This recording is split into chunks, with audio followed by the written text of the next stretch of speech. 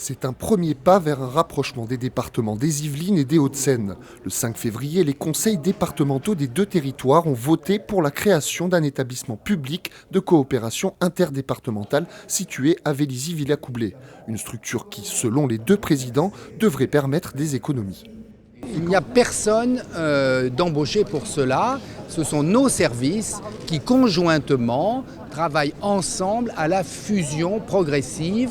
Par exemple, pour la voirie, nous allons mettre en somme notre parc d'engins tout de suite. C'est-à-dire que, évidemment, les Yvelines comme les Hauts-de-Seine puissent se servir des engins qui appartiennent aux deux départements. Un rapprochement vu d'un mauvais œil par le syndicat CGT qui craint une dégradation des conditions de travail et d'éventuelles suppressions de postes. Bien entendu, notre fusion ne va pas créer d'emplois. Mais après, il ne va pas y avoir de disparition brutale d'emplois. On va tout simplement faire ce qu'on a déjà commencé à faire, mais à une autre échelle, c'est ne pas renouveler les contrats, ne pas renouveler tous les départs en retraite, etc., etc. Si on veut pouvoir un jour faire baisser les impôts, il faut qu'il y ait moins de fonctionnaires.